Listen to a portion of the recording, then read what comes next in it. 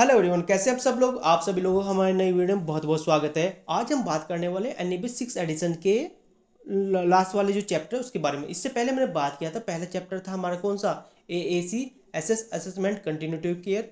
Second chapter था हमारा COP means care of patient. Third था हमारा एमओएम यानी management of medication. Number four था हमारा पीआरई पेशेंट राइट एंड एजुकेशन। और नंबर सिक्स था हमारा IPC infection prevention and controls. मैंने ऑलरेडी बताया, देखो इसमें कंफ्यूज होने वाली ज़रूरत नहीं है। कभी कभी आपने देखा होगा जो आपको ये 5 नंबर वाला चैप्टर है ना, आईपीसी भी मिलेगा लिखा हुआ आपको और एचआईसी भी लिखेगा। जब आप एंट्री लेवल पे जाओगे, यदि आपने कहीं पे देखा एनएबीएच एंट्री लेवल, तो वहाँ पे ही आपको एचआईसी लिखा हुआ मिलेगा। लेकिन जब आप फुल एक्रेडिशन पे जाओगे, जैसे एनएबीएच 6 एडिशन अभी चल रहा है, यदि आप बाद में देख रहे हो तो वहाँ पे और दूसरा एडिशन आएगा, लेकिन चैप्टर्स आपके सेम ही रहते हैं, इतना ज़्यादा चेंजेस नहीं होता। तो नेक्स्ट यहाँ पे आपको जब भी आप एंट्री लेवल में जाओगे तो आपको एचआईसी लिखा मिलेगा। जब आप फुल एक्रेडिशन में जाओगे तो आपको आईपीसी लिखा होगा। ठीक है, अब जो हम बात करने वाले नेक्स्ट 5 चैप्टर के बारे में बात करने वाले हैं। ठीक है, नेक्स्ट है हमारा नंबर 6। ठीक है, इसमें भी देखो कन्फ्यूज होने वाली जरूरत नहीं है। देखो अभी हम बात करें एनएबी 6 एडिशंस की, तो वहाँ पे जो आपका 6 नंबर का चैप्टर उसका नाम मिलेगा आपका पीएसक्यू, जिसकी फुल फॉर्म होती है patient safety and quality improvement. और यदि आप एंट्री लेवल में जाओगे तो यहाँ पे लिखा मिलेगा QCI quality control and improvement. Okay, अब ये चैप्टर बहुत ज़्यादा इंपॉर्टेंट है किसी भी ऑर्गेनाइजेशन की क्वालिटी को इम्प्रूव करने के लिए। भाई क्वालिटी कैसे इम्प्रूव होती है, यदि उस ऑर्गेनाइजेशन के एम्प्लॉय अपनी रोल और रिस्पॉन्सिबिलिटी के ऊपर वर्क करें जैसे उनको बताया गया, तो वो अपने आप ही वहाँ पे क्या हो, पॉजिटिव सेंस आएंगे, फीडबैक आपको अच्छा मिलेगा, यानी आपके ऑर्गेनाइजेशन की क्वालिटी इम्प्रूव हो रही है। तो सबसे पहले आ गया आपका पेशेंट सेफ्टी इंसिडेंट। आपको पता है हॉस्पिटल के अंदर मल्टीपल इंसिडेंट्स होते हैं, तो उन इंसिडेंट को रिड्यूस करने के लिए आपने कौन से पेशेंट सेफ्टी प्रोटोकॉल फॉलो कराए हैं, उसके ऊपर आपको काम करना है। उसके बाद आता है नियर मिस। नियर मिस का मतलब ये होता है कि नो हार्म, जिसे हम नॉर्मली बोल जाते हैं नो हार्म। नो हार्म का मतलब होता है कि जब भी आपने किसी ऑर्गेनाइजेशन में, सपोज आप किसी पेशेंट को मेडिसिन दे रहे जा रहे हो और आपने आइडेंटिफाई कर लिया, ओह यार मैं तो उस पेशेंट को मेडिसिन देने जा रहा था लेकिन मैंने गलत किया, लेकिन आप रिटर्न आ गए, तो वो नियर मिस में काउंट हो जाता है। उसके बाद रिस्क मैनेजमेंट, आपने इसमें आपका सेफ्टी प्रोटोकॉल्स भी आते हैं। दूसरा आपका बिल्डिंग से रिलेटेड रिस्क भी हैं, पेशेंट्स का गिरने से रिलेटेड रिस्क भी हैं, वो सब इसके अंदर आ जाते हैं। ठीक है, उसके बाद आप क्या करते हो, मेजरेबल करते हो यानी आउटकम्स क्या है। उसके बाद ऑडिट होती है, आपको पता है मोस्ट इंपॉर्टेंट रोल प्ले करती है ऑडिट किसी भी ऑर्गेनाइजेशन के अंदर। आपको क्या करना है, सबसे पहले इस चैप्टर के अंदर आपको क्वालिटी इंप्रूवमेंट प्रोजेक्ट बनाने हैं। जब आप क्वालिटी इंप्रूवमेंट प्रोजेक्ट बना लोगे तो आपको क्या होगा, आप डिपार्टमेंट वाइज उस डिपार्टमेंट को इंप्रूव करने की कोशिश करोगे। सेकंड आता है क्वालिटी इंडिकेटर।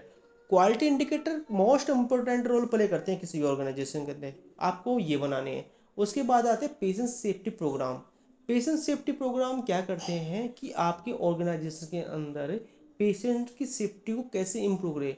इसके अंदर आप कुछ टॉपिक ले सकते हो, जैसे सेफ सर्जरी चेकलिस्ट यूज़ कर सकते हो, फोल लिस्ट मैनेज असेसमेंट करा सकते हो, प्रेशर अल्सर असेसमेंट करा सकते हो, सेफ मेडिकेशन प्रैक्टिस हो गया आपका, पेशेंट आइडेंटिफिकेशन प्रोटोकॉल्स। इस तरह के आप टॉपिक ले सकते हो और इसके ऊपर पेशेंट सेफ्टी प्रोग्राम बना सकते हो, जो कि आपके ऑर्गेनाइजेशन के लिए काफ़ी बेनिफिट है। उसके बाद यहाँ पे आपको नॉलेज होनी चाहिए इंसिडेंट रिपोर्टिंग की और आरसीए की। यानी आपके ऑर्गेनाइजेशन में सपोज कोई भी इंसिडेंट हुआ, पेशेंट फॉल ही हुआ, ठीक है, तो उस पे इंसिडेंट को आप कैसे रेज करोगे, उसके बाद उसको आरसीए किस तरह से करोगे। आरसीए का मतलब होता है रूट कोज एनालिसिस। ठीक है, अब जैसे आपने देखा एडवर्स इवेंट भी होते हैं, नियर मिस भी होते हैं, सेंटिनल इवेंट भी होते हैं ऑर्गेनाइजेशन के अंदर, तो आप उनको मॉनिटर्स करते हो, उसके बाद में उसकी रिपोर्ट्स बनाते हो, आइडेंटिफाई करते हो कि भाई इशू किस वजह। उसके बाद आता है लास्ट में आपका कापा, जिसे बोलते हैं हम corrective action and preventive action. ये सब चीज़ें की भी आपको नॉलेज होनी चाहिए, उस चैप्टर के अंदर ये सब चीज़ें कवर हो जाती हैं, इसलिए आपको ये अच्छे से कवर करना है। उसके बाद आता है इंटरनल ऑडिट।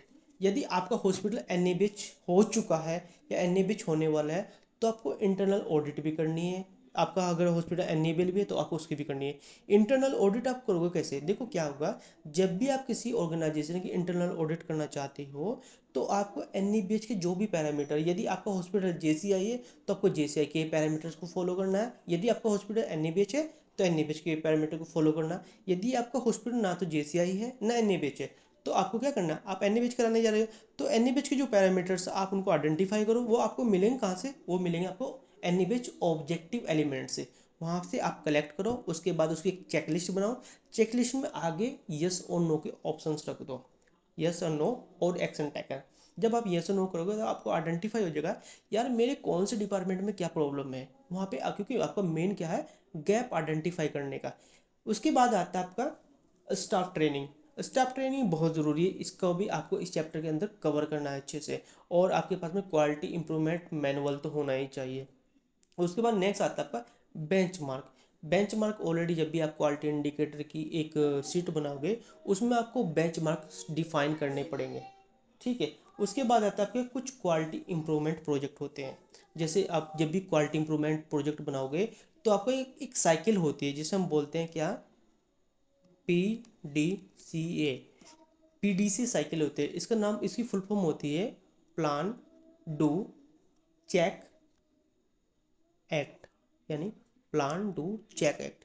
इसके ब्याह पे ही आप क्वालिटी इंप्रूवमेंट प्रोजेक्ट बनाते हो। और क्वालिटी इंप्रूवमेंट क्यों, क्वालिटी इंप्रूवमेंट प्रोजेक्ट से पता क्या चलेगा कि आपके ने जिस डिपार्टमेंट में भी वर्क किया उसकी कंडीशन पहले क्या थी और अब क्या होने वाले, ठीक है।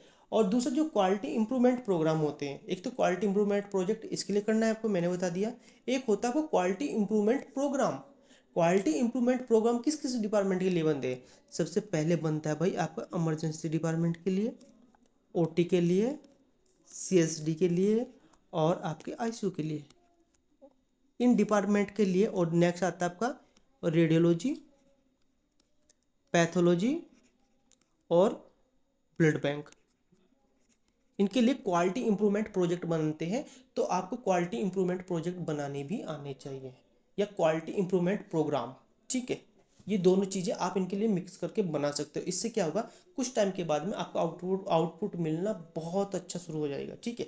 नेक्स्ट आता है हमारा नंबर 7, रिस्पॉन्सिबिलिटीज ऑफ मैनेजमेंट। इसका नाम होता है RM। इसका देखो, इस चैप्टर के अंदर जो भी वर्क होता है वो आपका मोस्टली आपके मैनेजमेंट का होता है।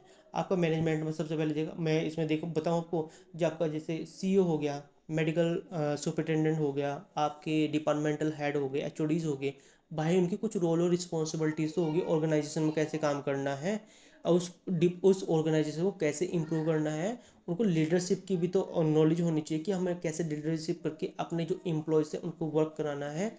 उसके बाद में कोई भी ऑर्गेनाइजेशन होता है, आपका स्मॉल ऑर्गेनाइजेशन हो या फिर आपका लार्ज ऑर्गेनाइजेशन हो, उसमें 3 चीज़ें आपको देखने को जरूर मिलेगी, मिशन, विजन और कोर वैल्यू। इसकी आपको नॉलेज होनी चाहिए। उसके बाद आता है आपका लीगल कंप्लाइंस। लीगल कंप्लाइंस में आपके जितने लाइसेंस होते हैं, आपका रेडियोलॉजी हो गया, आपका पैथोलॉजी हो गया, आप डॉक्टर के लाइसेंसेस हो गए, वो सब चीज़ें उसमें आ जाते हैं। उसके बाद आता है आपका एथिकल कमेटी, वो इसमें कवर हो जाती है। बिलिंग सिस्टम आपका कवर हो जाता है, ठीक है।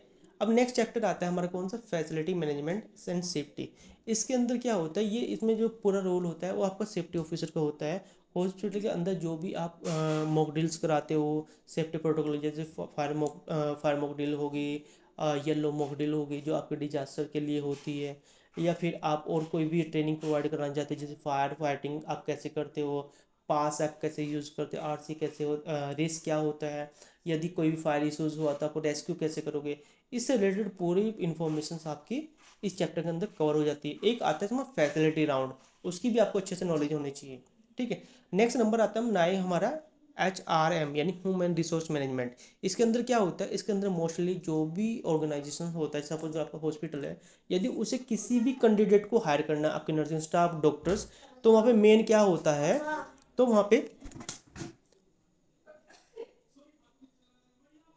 पे क्या होता है कि एक उनके पास में पॉलिसीज़ होती है, उस पॉलिसीज़ के बिहाफ पे रिक्रूटमेंट करते हैं, ट्रेनिंग करते हैं, क्रेडेंशियल यानी अप्रेजल सब चीज़ें कराते हैं।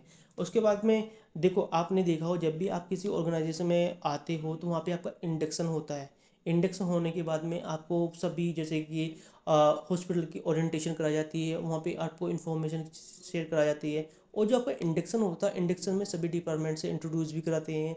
और वहाँ आपका मिशन विजन कोर वैल्यूज़ क्या है, आपके एथिक्स क्या हैं, स्टाफ राइट एंड रिस्पॉन्सिबिलिटीज़ क्या होता है, इन्फेक्शन कंट्रोल प्रोटोकॉल्स कैसे होते हैं, क्रेडेंशियल प्रिविलेजिंग क्या होती है, आपका ड्यूटी टाइम क्या है, कोड ऑफ कंडक्ट क्या है, वो सब चीज़ें इसके अंदर कवर हो जाते हैं। ठीक है। उसके बाद नेक्स्ट आता है आपका इन्फॉर्मेशन मैनेजमेंट सिस्टम। इसके अंदर क्या होता है, आपका जो भी इन्फॉर्म, जैसे आपने देखा हो आप हॉस्पिटल के अंदर काफ़ी सॉफ्टवेयर यूज करते हो, आपके पास कंप्यूटर लगे हुए हैं, आपके यहाँ पे सीसीटीवी कैमरे हैं, आपके यहाँ पे लाइन डली हुई है, भाई मॉनिटर करते हैं चीज़ें, वो पूरी चीज़ इन्फॉर्मेशन आपके इस चैप्टर के अंदर कवर हो जाती है। ठीक है। क्योंकि आपने पता अभी डिजिटल हेल्थ चल गया है, डिजिटल हेल्थ में सिक्योरिटी भी बहुत ज़्यादा है, साइबर सिक्योरिटी प्रोटोकॉल्स फॉलो हो रहे हैं, आप अपने डेटा को क्लाउड पे रखते हो, तो ये सब चीज़ें इन 10 चैप्टर के अंदर कवर हो जाती हैं। तो नेक्स्ट वीडियो में हम मिलेंगे, आपको नेक्स्ट वीडियो में बताने वाले हैं कि हॉस्पिटल के अंदर कौन कौन सी कमिटीज़ होती हैं, उन कमिटीज़ का रोल और रिस्पॉन्सिबिलिटीज़ कैसे है, जो आपकी ऑर्गेनाइजेशन को इम्प्रूव करने में हेल्प करती है। आज के लिए इतना ही, धन्यवाद।